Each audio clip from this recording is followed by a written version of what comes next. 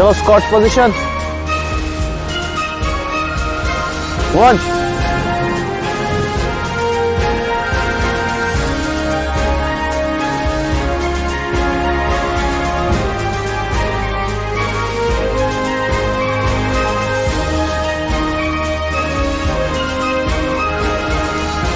आवाज आवाज देख रहे हैं आप, मैं दानिश अली हूँ। आवाज आवाज के साथ बातचीत के लिए इमरान लोन है। इमरान को आप सोशल मीडिया पे टाइगर ऑफिशियल के नाम से जानते होंगे। इमरान का ताल्लुक शुमाली कश्मीर के बांडीपुरा के अठवत इलाके से है। इमरान ने सोशल मीडिया पे एक खास पहचान हासिल की है, फिटनेस कोच है और इसके अलावा सोशल मीडिया इन्फ्लुएंसर है। अपर बेल्ट से निकल के एक अपना खास नाम कश्मीर में बनाना, ये एक बहुत बड़ी अचीवमेंट इमरान के लिए है। न सिर्फ इमरान के लिए बल्कि पूरी वादी कश्मीर के लोगों के लिए है।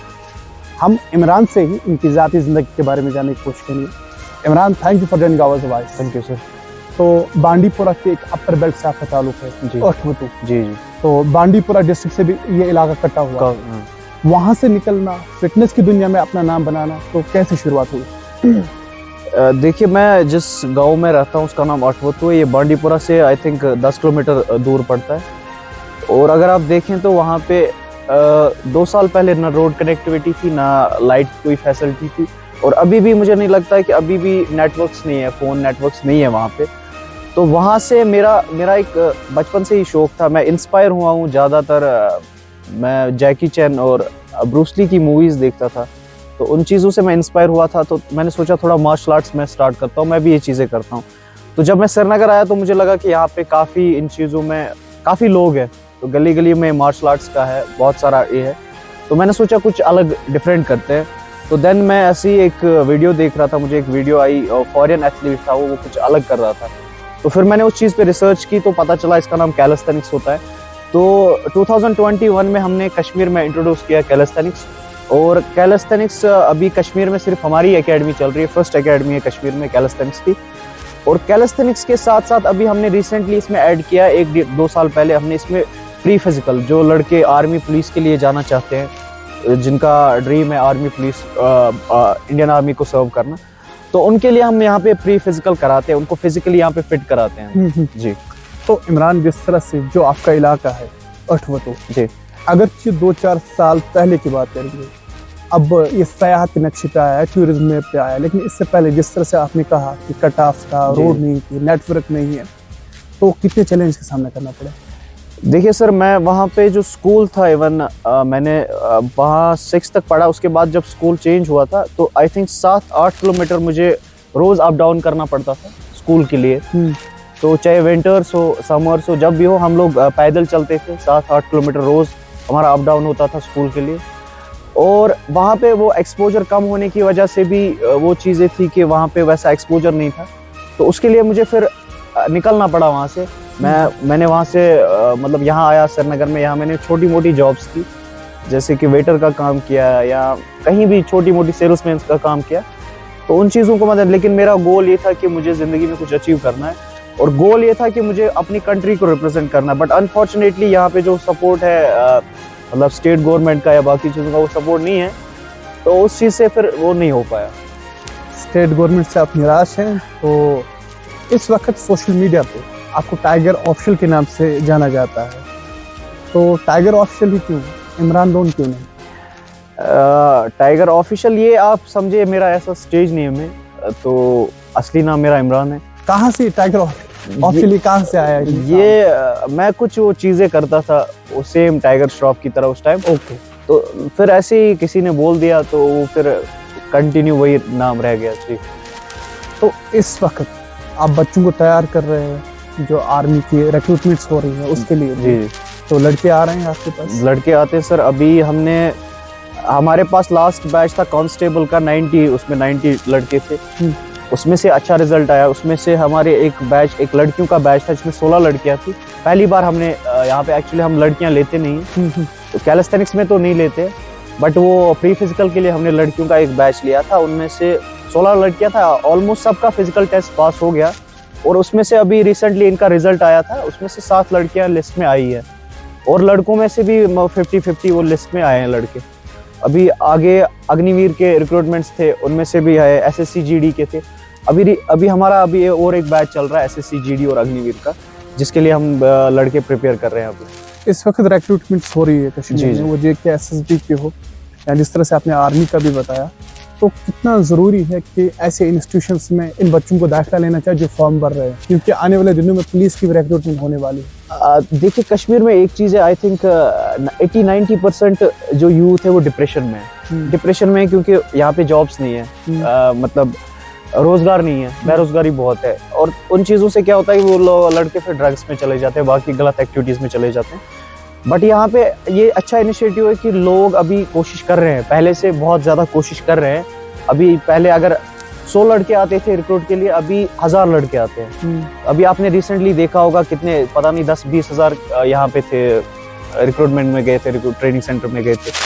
तो अभी लड़के कोशिश कर रहे हैं इन चीज़ों में आने के लिए, और ये बहुत ही अच्छा इनिशिएटिव है। और मैं चाहता हूँ कि और भी स्टेट गवर्नमेंट या बाकी जो यहाँ पे डेवलपमेंट अथॉरिटीज़ है वो इस पे थोड़ा गौर करें और इन चीज़ों में थोड़ा मतलब फैसिलिटीज़ अवेलेबल करें लड़कों को। तो सोशल मीडिया पे जब हम इमरान को देखते हैं तो ऐसा महसूस होता है, हम दूर से देखते हैं आपको जी, कि शायद कमांडो के लिए स्पेशल कमांडो है, तो कैसे आप अपने आप को मेंटेन रखते हैं? बेसिकली मैं इंस्पायर हुआ हूँ इन चीज़ों से। मैं पैरा स्पेशल फोर्सेस को देख के इंस्पायर हूँ, और मेरा ड्रीम था। अभी अगर मेरा आप ये देखेंगे, मेरा यहाँ पे बलिदान बैच बना हुआ है, ठीक है, मेरा ड्रीम था।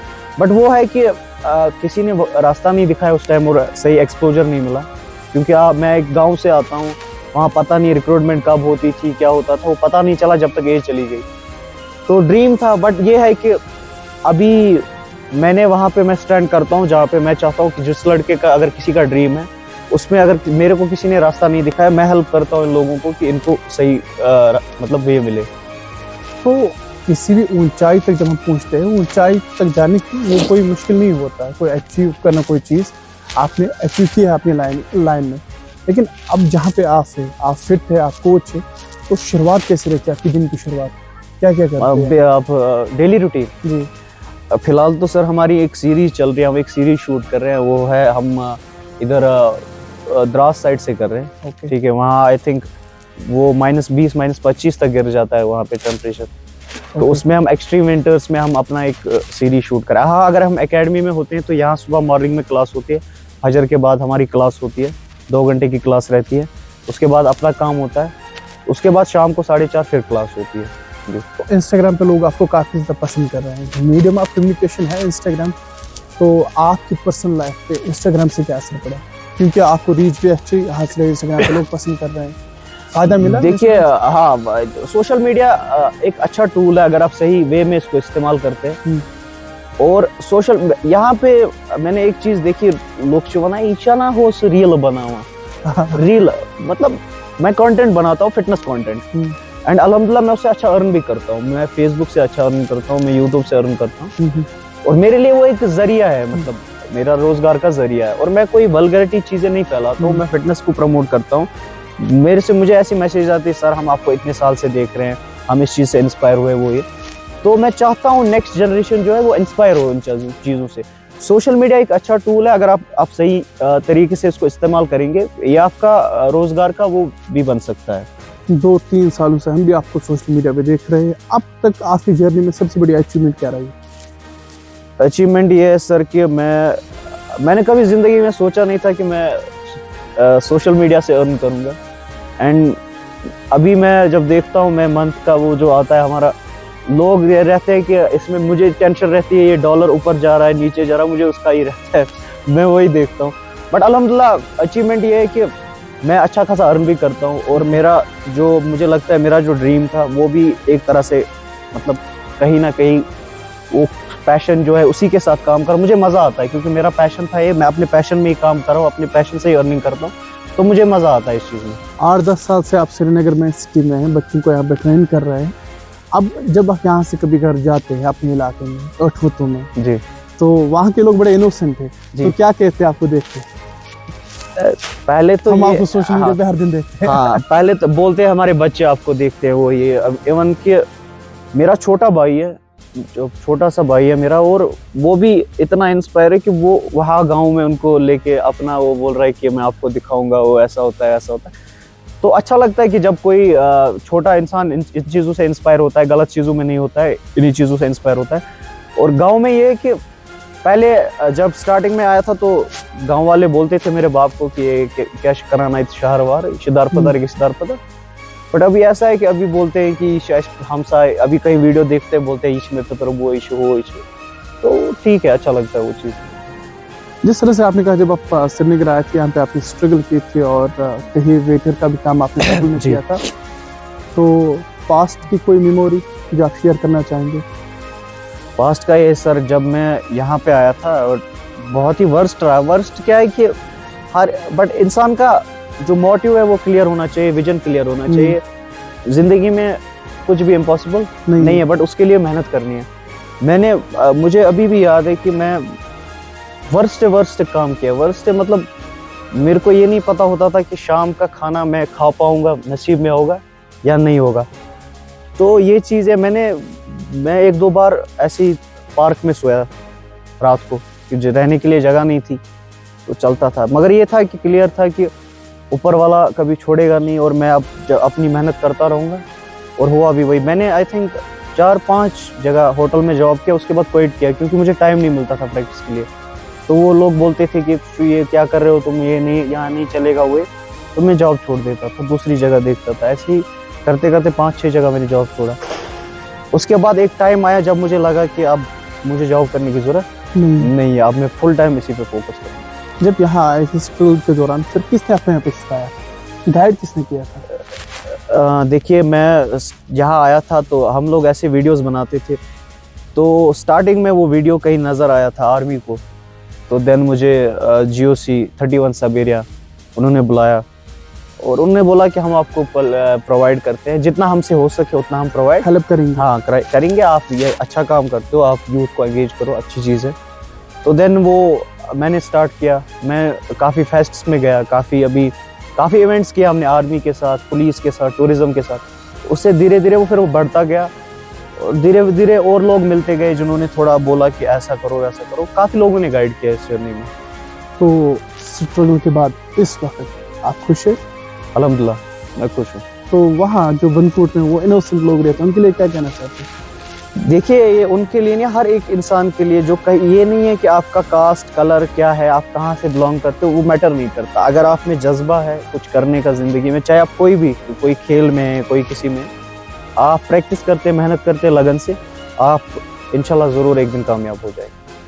तो लास्ट में मेरा यही फिर से आपसे सवाल है, कश्मीर में इस वक्त बच्चे अलग अलग रिक्रूटमेंट्स में फॉर्म भर रहे हैं, तो उनके लिए आप क्या कहना चाहते हैं? रिटन कोई भी क्वालिफाई कर पा रहा है कश्मीर में, लेकिन जब फिजिकल की बारी आती है तो सब सरेंडर करते हैं, तो उनके लिए क्या कहना चाहिए? अभी जैसे हमारे पास लड़के आते हैं तो मैं देखता हूँ अच्छी डिग्रियां की होती है, बहुत अच्छी, बट फिजिकल फिटनेस जीरो। अगर आप देखिए, मैं उन लोगों को बोलना चाहता हूँ जो डिफेंस के लिए प्रिपेयर करते हैं, अगर आपका ड्रीम है डिफेंस में जाना, तो उसके लिए आपका खाली दिमागी तेज होना नहीं चलेगा कि आप पढ़ाई में अच्छे हैं, आपको फिजिकल फिटनेस भी साथ रखनी है। अगर आप चाहते हैं इसमें जाना, और इतना भी मुश्किल नहीं है, आप कोशिश करेंगे, 2-3 महीने प्रैक्टिस करेंगे, अच्छे से हो जाएगा। तो इतना इम्पॉसिबल नहीं है कि आपका कोई, देखिए इसमें बेसिक टेस्ट होता है 1600 मीटर और कुछ पुशअप्स, बाकी चीज़ें, ये बहुत बेसिक सा है।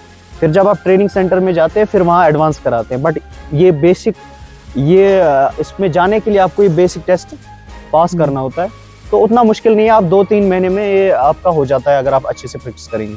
शुक्रिया इमरान, आवाज़ के साथ बात करने के लिए। Thank you very much. Thank you.